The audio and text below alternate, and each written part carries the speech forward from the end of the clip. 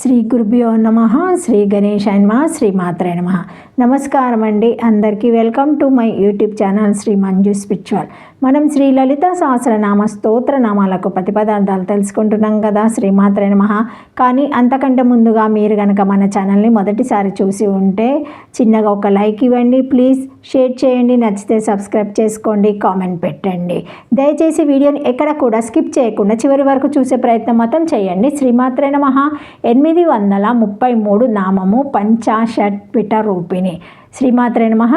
8 అక్షరముల నామం. ఈ నామంతో అమ్మవారికి నమస్కరించేటప్పుడు పంచాషట్పిట రూపిణియే నమః అని చెప్పాలి. పంచాషట్ 50 పీఠముల రూపిణి రూపముగా ఉన్నది.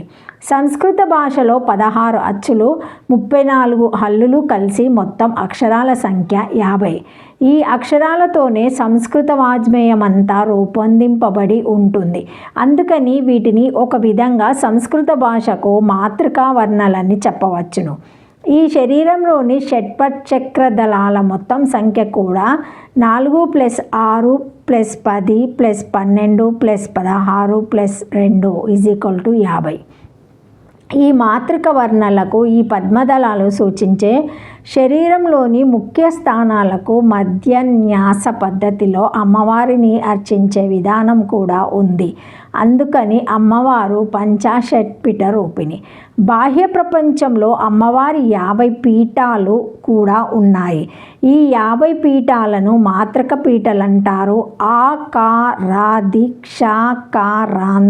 ఉండే 51 అక్షరాలకు ప్రతీకులుగా ఉండే ఈ 51 పీఠల దేవత స్వరూపాల ద్వారా అమ్మవారు అర్చింపబడుతుంది. ఈ పీఠాల నామాలు అనుబంధంలో తెలుపబడతాయి. 1 మాతృక వర్ణ సూచిత శరీర ముఖ్య స్థానములందు వాసించి ఆరాధింపబడుతున్నది. 2 ప్రపంచంలోని పంచాషట్పిఠాధిష్టాన దేవతల రూపంలో ఆరాధింపబడుతున్నది అని ఈ నామానికి అర్థాలు ఉండును. శ్రీమాత్రే నమః. 51 పీఠముల స్వరూపము గల పంచాశట్టనగా 50 పీఠములు 51గా గ్రహింపవలె. పంచాశత్తని ఉండుటచే ఇక్కడ ఆ అర్థము కుదరదు గనుక లక్షణాచ్చే 51 అని గ్రహించవలను. 50కి దగ్గరగా ఉండుటచే 51ని గ్రహించి 50 సంఖ్యకు 49 కూడా సన్నిధిలో ఉన్నది కదా. అయినను పీఠములతో సమన్వయము కుదురుటకై 51ని గ్రహించవచ్చి ఇట్లు గ్రహించుట సాంప్రదాయ సిద్ధం కనుకనే హర్షదీక్షితుల వారు శారదా తిలక గ్రంథమండలి మొదటి శ్లోకమునకు వ్యాఖ్యానము చేయుచు పంచాశతధర్నై క్రమత్ అను పదమునకు 51 అని వ్యాఖ్యానిచ్చిరి. ఇంతేగాక లోకంలో తరచుగా 10, 20, 100, 1000 మొదలగు వాణిని చెప్పవలసినప్పుడు 1, 2, 3 తక్కువగా ఉన్నను ఎక్కువగా ఉన్నను ఆ పదములను ప్రయోగించుచున్నారు. 10 మంది వెళ్ళుచున్నారు, 20 మంది వచ్చుచున్నారు మొదలగు ప్రయోగములలో సరిగా 10, 20 మంది మాత్రమే ఉండనక్కర్లేదు. హెచ్చుగైనను తక్కువగైనను ఉండవచ్చు. అక్కడ చాలామంది వెళ్ళుచున్నారు వచ్చుచున్నారు అని మాత్రమే అర్థం. అట్లా ఇక్కడ కూడా 50 శబ్దం చే 51ని గ్రహించవచ్చి లేదా 1000 సంఖ్యలో 100 సంఖ్య ఉన్నట్లు ఒక పెద్ద సంఖ్యలో చిన్న సంఖ్య కలిసి ఉండును గనక 51లో 50 కూడా కలిసి ఉన్నదని గ్రహించాలి. ఇట్టి ప్రయోగములు అనేకములు గల భగవంతుడు అనంత అవతారములను ధరించి దశావతారములను ప్రయోగించి భగవంతుడు ఆ 10 అవతారాలనే కాక ఎక్కువగానే ధరించి అయినను అనేకములలో ఈ 10 ఉపాధులను బట్టి మాత్రమే ప్రయోగించి జగతులకు ప్రభువైన శ్రీరామచంద్రుని గూర్చి అయోధ్యాధిపతి అని ప్రయోగించుచు ఇట్లే 51లో 50 సంఖ్యను చెప్పనని గ్రహించవలెను. సుత సంహితలో 35 హల్లులను బోధింపవలసి వచ్చినప్పుడు 32 అనియే ప్రయోగించాలి. ఈ విషయం ఇదివరకే తెలిపిరి. అంతరాత్మాతృకన్య సంబంధ 50 మాతృకలచే అక్షరములచే వినియోగించుట వలన ఇక్కడ చెప్పిన పంచాశత్ శబ్దమునకు కూడా పంచాశత్ 50 అని ఎలా చెప్పకూడదు అను ప్రశ్నకు సమాధానము చెప్పుచున్నాడు. అంశాయారో భేద అంశాలకు అభేదమని ఉండుటచే ఏదో ఒక అక్షరమును చెప్పినచో రెండవ దానిని చెప్పనక్కర్లేదు. అట్లయినచో 50 వర్ణంలే వచ్చును.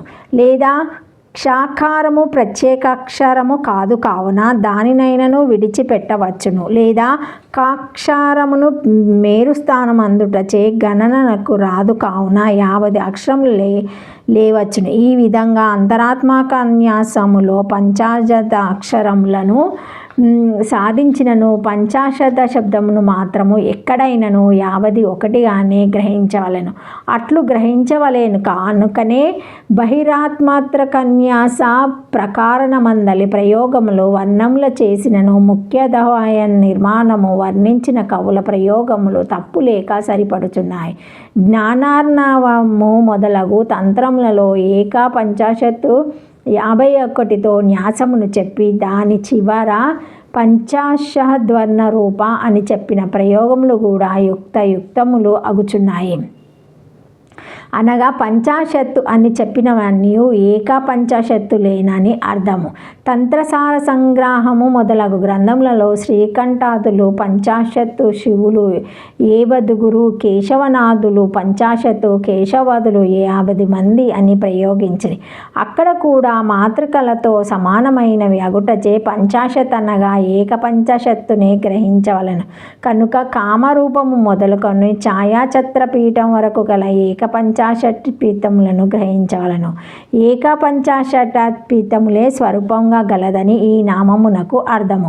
అందుచేతనే షోడాన్యాసంలో దనగు పీఠాన్యాసములో ఏక పంచాశత్పీఠములు తెలుపబడినాయి. ఈ విషయము బ్రహ్మాండ పురాణమునందు పంచాశత్ 51 క్రమముగా న్యాసము చేయవలి స్పష్టంగా చెప్పి వర్ణముల క్రమమును అనుసరించి వర్ణముల స్థానములందు న్యాసము చేయవలెనని పూర్తి చేశాను. యోగిని హృదయమందు కూడా మాతృక స్థానములందు పీఠాన్యాసము చేయవలెనని చెప్పి ఈ పీఠములు మాతృకా రూపములు వర్ణముల సంఖ్య గలవని చెప్పుటచే స్థానములను బట్టి వర్ణ సంఖ్యను బట్టి ఏక పంచాశత్ 51గా అగుటయే స్వాస్థమైనది. యోగిని హృదయ వ్యాఖ్యానమందు ఆకారము మొదలుకొని క్షాకారం వరకు గల అక్షరములతో ముందుగా ఒక అక్షరము ఆయా అక్షర స్థానములందు పీఠాన్యాసమును చేయవలి అని వివరించిరి. వీరందరి వ్యాఖ్యానములను బట్టి 50 అనగా 51 అని గ్రహించవలి. మూలానామంలో పంచాశత్ 50 అని మాత్రమే గలదని కావున పీఠాన్యాసంలో కూడా క్షాకారమునకు పరిహరించి 50 పీఠముల చేతనే న్యాసం చేయవలనని సుందరి మహోదయకారుడు చెప్పిన వ్యాఖ్యానమును ఆదరించకూడదు. నామములో పంచాశత్తు 50 వేదములందు ఉన్నను ఏక పంచాశత్తునే గ్రహింపవలెను.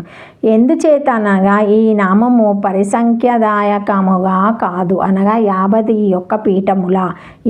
పీఠముల అని సంశయం కలిగినప్పుడు 50 పీఠములని నిర్ణయించుట పరిసంఖ్యానాది అందురు. నామమును బట్టి వంటిది కాదు, విధి వంటిదైనచో ఒక పీఠమునకు సరిసంఖ్య గణమును వచ్చును. జ్ఞానావర్ణనమునందు ఏకైక న్యాసంతమున పంచాషట్పిత ఉపక్రమించి పంచాషట్పితజ్ఞానాసమును మాతృక స్థలములందు చేయవలెనని పరిసమాప్తి చేశాను. పంచాశతే పీఠములని నిర్ణయం ఎలా చేయకూడదు అనగా అక్కడక్కడ పంచాశత్ అనగా ఏక పంచాశతే అని అర్థము. అట్లు కానిచో అక్కడే ఏక పంచాషట్పీఠములకు లెక్క పెట్టుట ఎట్లు కుదురును? జ్ఞానావర్ణనంలో పీఠములను ఏక పంచాశత్తును గ్రహించవలను. అందుచేతనే పీఠములను నిర్ణయించే శ్లోకములలో కాళేశ్వరము మహాపీఠము, ప్రణవ దేశము జయంతిక పీఠము అను పాఠము కల్పితము అనియు, మహాపీఠము జయంతిక అను పాఠమే ప్రామాణికమనియు చెప్పుట కూడా సాహసమే అగును. ప్రణవము లేని పాఠము ప్రమాణ సిద్ధము కాదు. యోగిని హృదయములలో ఓంకారము జయంతిగా అను 2 భేదములున్నట్లు చెప్పబడినది. అందుచే యోగిని హృదయ పాఠంతో విరోధము లేకుండా చెప్పవలెను అనిచో ఓంకార పీఠమును అంగీకరించిన పాఠమును చెప్పవలే. శ్రీమాత్రే నమః. ఈ నామం లెందీగా ఉండడం వలన రేపటి వీడియోలో ఈ నామం గురించి చెప్తానండి, తప్పకుండా చూడగలరు. Thank you. శ్రీమాత్రే నమః. శ్రీమాత్రే నమః. Thank you for watching my video. Please like, share, comment, subscribe to my channel. మరిన్ని వీడియోస్తో మళ్ళీ కలుస్తానండి.